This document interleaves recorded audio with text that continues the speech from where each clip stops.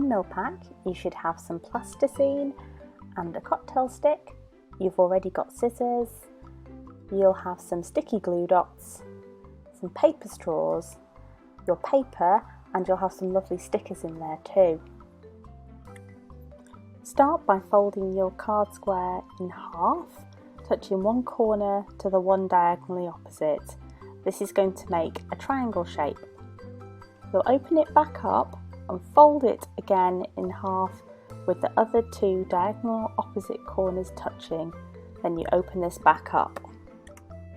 At this point you can choose whether you want to decorate your card by colouring it in or using the stickers from your pack. Now take your scissors and cut along the folds from each corner 2/3 of the way into the centre of the square. You're going to want to repeat this on all 4 corners.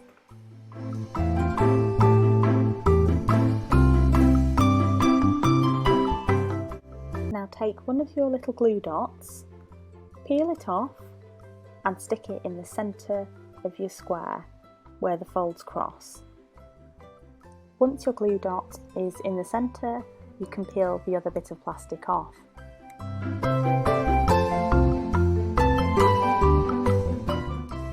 We're then going to take one of the pointed flaps from the corners and curl the card in and stick this point into the glue dot in the middle, so that half of that corner is curled over and attached to the centre of the square.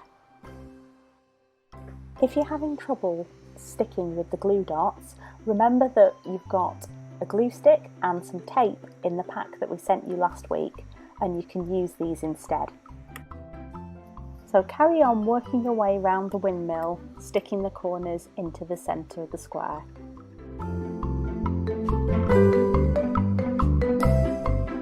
Ta-da! A 3D windmill! Now using one point of the scissors, make a hole right through the centre of this windmill. You'll need to be very, very careful, so you might want a grown-up to help with this. Then take your cocktail stick and poke it through the hole so that it's sticking out on either side of the windmill.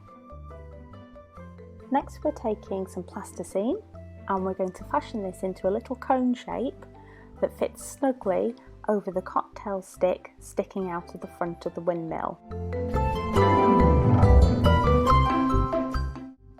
Turn your windmill over so the plasticine's facing down. Then you're going to take your paper straw and you're going to push the cocktail stick through the straw.